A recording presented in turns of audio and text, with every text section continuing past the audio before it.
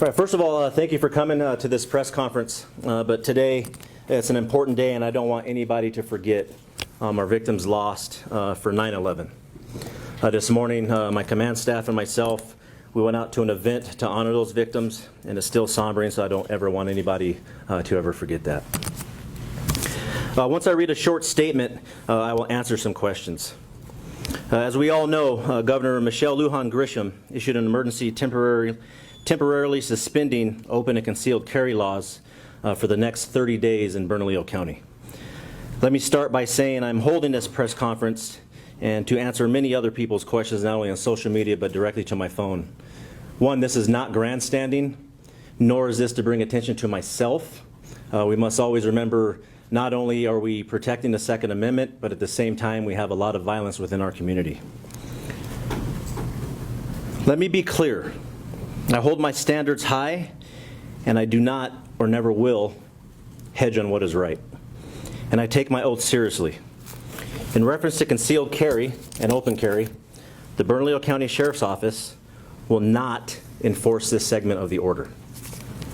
While I understand the urgency, the temporary ban challenges the foundations of our Constitution, but most importantly, it is unconstitutional. My oath was to protect the Constitution, and that is what I will do. The governor made it clear in her press conference.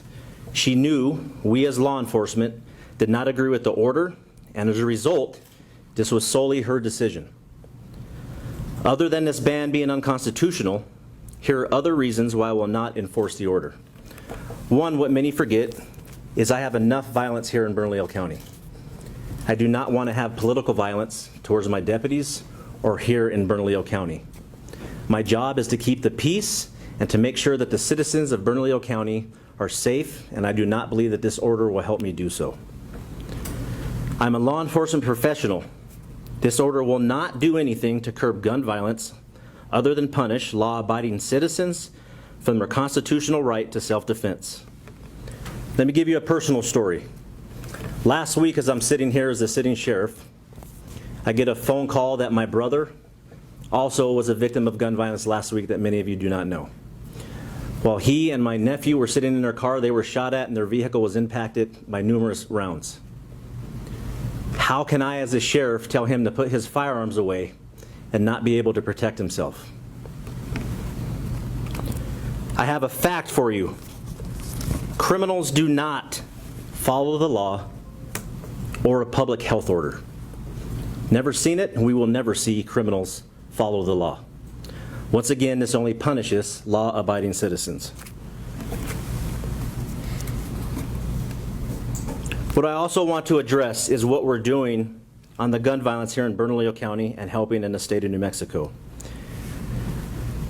It is quite irritating for me to see how this 30-day ban completely overshadowed the robust conversations that we had with the governor in the office on what we are going to do to curb gun violence and for people to stop being victims. We had arguments, but again, we had solutions. We had an 11-year-old that was senselessly killed, but there are also many other numerous victims of gun violence, not just here in Bernalillo County, but our nation. A couple of things that I will be asking to do as we get serious. I will take your questions, but let me tell you what we're going to do, because we do need to not overshadow what we need to do to keep our citizens safe. I will be asking the Crime Reduction Director for our agency, the Bernalillo County Sheriff's Office, to lead a task force of various law enforcement agencies to focus on crimes with firearms. I will have continued meetings for early intervention of not only adult, but youth offenders.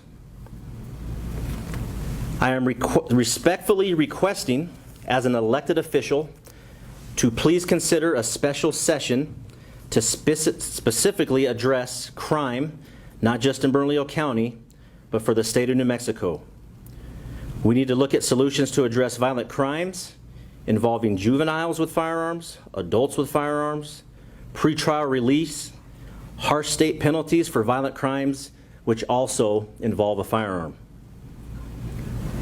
Collaboration and planning will and continue with the Mayor of Albuquerque, Tim Keller, Chief of New Mexico State Police, Troy Weisler, Chief of the Albuquerque Police Department, Harold Medina, and District Attorney Sam Bregman.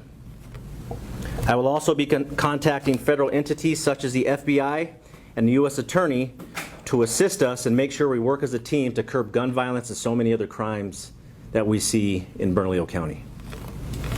At this time, I will take some questions. Yes, Sheriff. Go ahead. Did the governor give you any kind of heads up about this order? And while you said you won't be enforcing it, do you even see a realistic way that it could be enforced?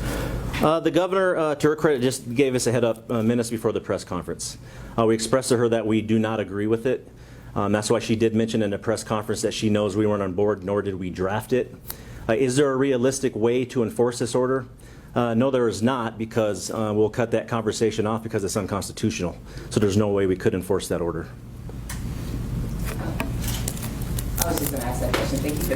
That's fine. Thank you. One more. You mentioned the early intervention with the youth of our county. Would you like to talk a little bit more about what you guys are doing as an office in that perspective? Other than the early intervention program that the Mayor of Albuquerque and the Albuquerque Police Department do, I've had a lot of conversations. I have one today at 2. And that's a lot of programs to address the violence that we're seeing within our youth. If you've seen the news stories that even your station has covered, they're 11 to 18. What can we do to early intervene when we see someone with a firearm or that is on social media or any type of getting attention that they're going to use a firearms in a crime? Even if they used a firearm in a crime, that's why I'm also asking for harsher penalties. We need to look at the JPO and child code also. I can't have 2 16-year-olds charged with a firearm using the commission of a homicide or something else, and we have a problem that they might be out on an ankle bracelet and being released to their parents. I understand, and everyone and all the naysayers will say their brains aren't developed. I totally understand the science and everything behind it. But then again, like I've been stressing so much with violent repeat offenders, I cannot have even juveniles in our community threatening and killing our community. And Sheriff, why do you think the gun violence got to this point, and what gives you confidence that you can stop this? You know what? Why the gun violence got to this point, I think we've been ignoring a lot of things for a long time. And that's by not holding people accountable. I understand early intervention. I understand diversionary from the criminal justice system. But at the same time, if you catch them at an early age, you can see the trend. One of the reasons I started the animal cruelty unit also, when you see a trend in flags as someone's going and escalating with violence with age, that's something not only intervening, but we can't stop saying some people need to stay in jail that are violent when they're hurting the community. And we know for a fact that they're going to go back into the community and they're going to recommit the same crime over and over again, and eventually and unfortunately it leads to a homicide. Why do I think that these ideas that I brought forth will work? Because finally we're going to work together. And that's just not with federal entities. That's easy to say to bring the feds in. That's with working with the mayor. That's with working with the chief of state police, Albuquerque Police Department. This is teamwork.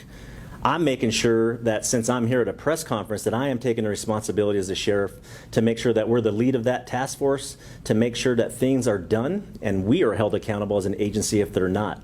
This will take time. There's no quick fix or a magic wand to this because this has been going on for so long.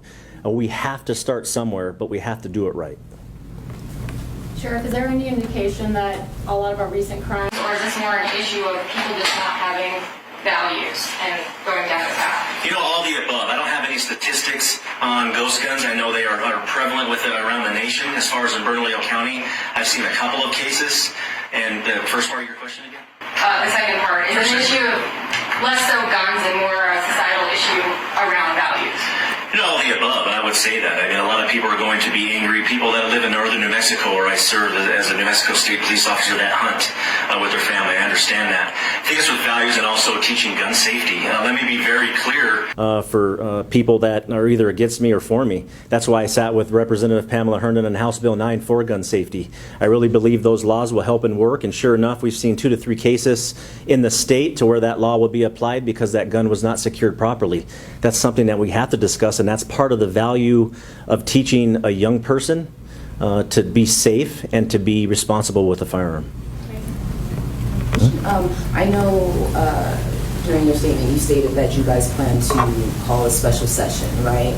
This was an ongoing issue what this past session that just passed in regards to the crime bills that were not passed at this year's legislative session? Do you guys plan to revisit those crime bills? Because a lot of them were tabled as well. Are you guys just going to start anew and just figure out a plan to tackle the crime with the juveniles? I know you stated pretrial detention, what have you.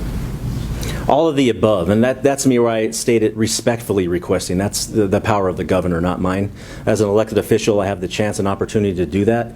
I would really love us to focus on crime bills to where nothing becomes convoluted or distracted, to make sure that we address all the issues that we see as a community. We do need to address the juveniles with firearms. I can tell you, and I can't speak for the stats of the Albuquerque Police Department, but we're seeing, as you see in the station you cover also, all of the juvenile crime that we have with firearms, and that firearms are prevalent within our community. But what do we do when we catch people in the commission of a crime?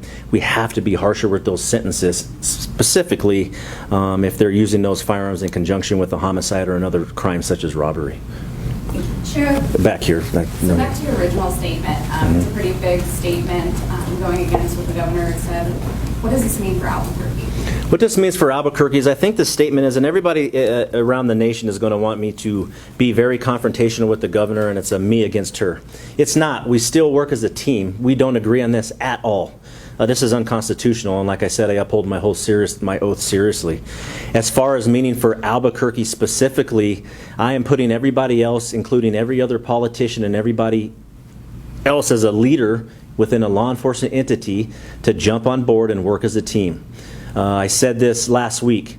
There was an article, and I wish this gentleman would email me. He says the mayor, the sheriff, the AGs, the chief, they all have their own separate press conferences. I read all these editorials. What are they going to do together?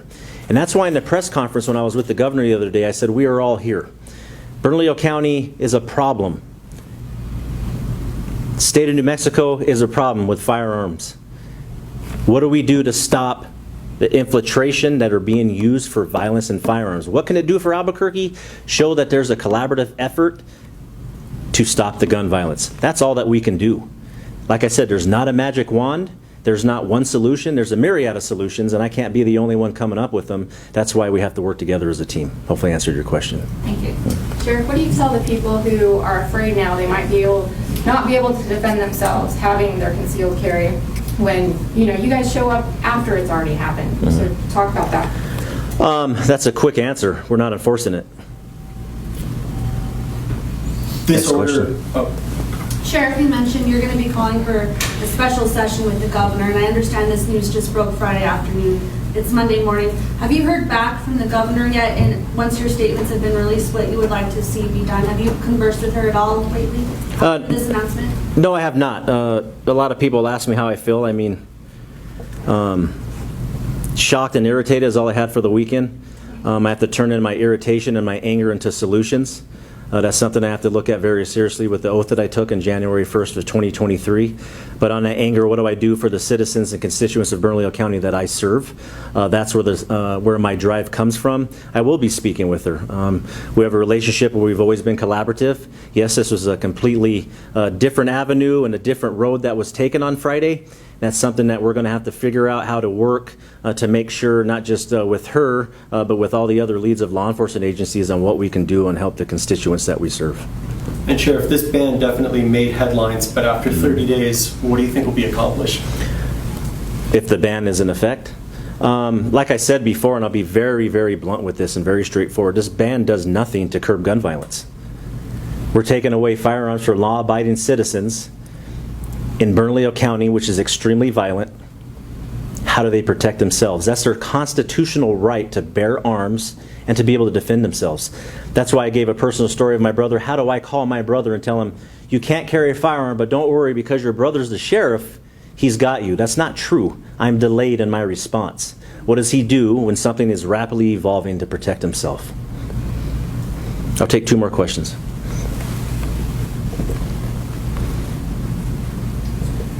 Great, thank you. Thank you, Sheriff.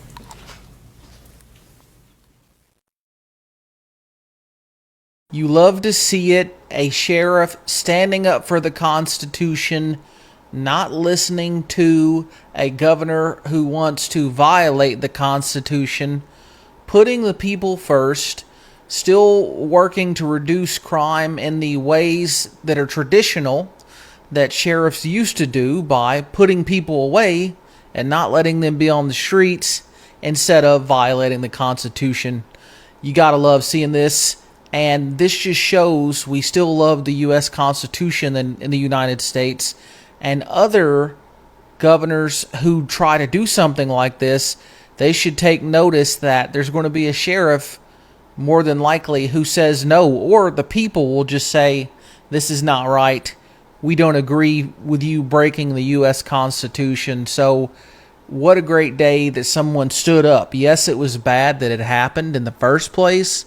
Horrible. But amazing that this sheriff stood up. The prosecutor rejected it as well. The people rejected it.